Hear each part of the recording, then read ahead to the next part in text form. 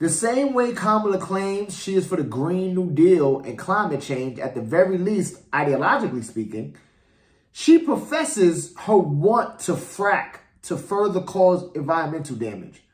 I'm in favor of banning fracking. Fracking, as you know, is a pretty big issue, particularly in your must-win state of Pennsylvania. Sure. Do you still want to ban fracking? No, and I made that clear on the debate stage in 2020, that I would not ban fracking. As vice president, I did not ban fracking. As president, I will not ban fracking. In 2019, I believe, in a town hall, you said you were asked, would you commit to implementing a federal ban on fracking on your first day in office? And you said, there's no question I'm in favor of banning fracking. So yes. So it changed in that campaign?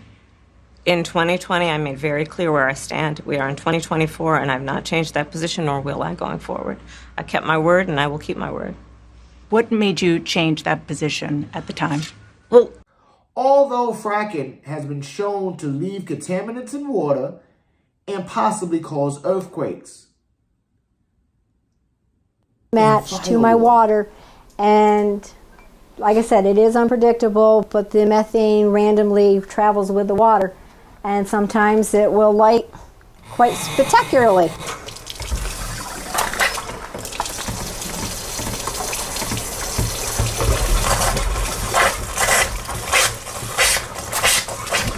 Just like that.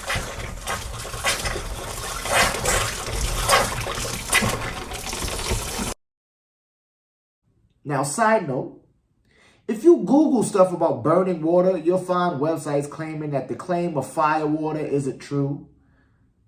But the easiest way to find out how websites are biased is to Google who funds them. It is super easy, honestly. A lot of the websites contesting the claim are natural gas companies because, of course. In fact, one website called Real Clear Science is a right-wing website.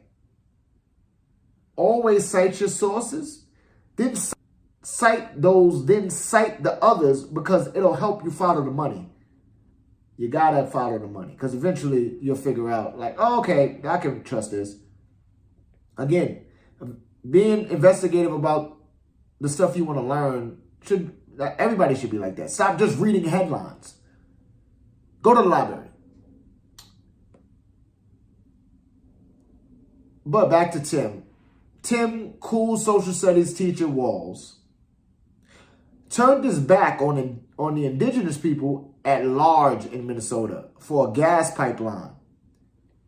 He has a relationship with the indigenous people, as the Minnesota government has indigenous faces in it. But when it comes to representing their actual interests, like not losing land, water, and overall environment to a oil company, Tim finessed them. Elected indigenous leaders penned a letter supporting Tim as the VP candidate.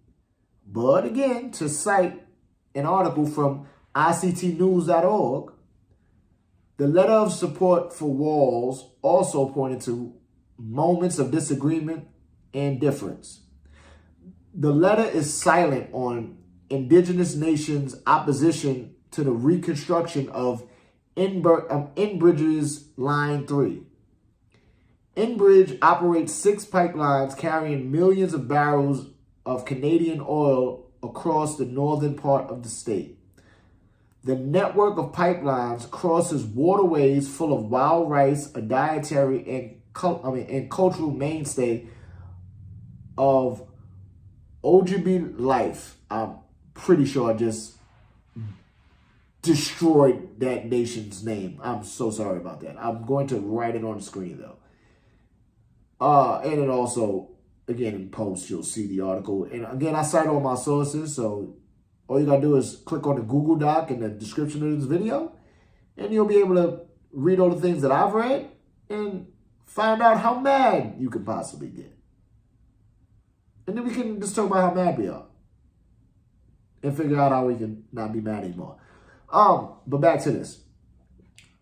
White Earth Nation Chair Michael Fairbanks opposed the pipeline.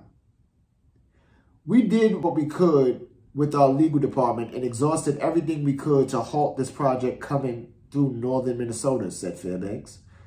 The pipeline passes just north of White Earth Nation's land. I feel like there could have been something little more that could have been done to halt this pipeline, said Fairbanks. According to previous NPR news reporting, Walz maintained it was not his role to stay permits for Line 3 in sight. So he let them know, like, listen, man, I don't got nothing to do with being able to stop them pipelines. As the governor of Minnesota, I can't cause a ruckus to stop oil pipelines tearing through your land. The problem with white people.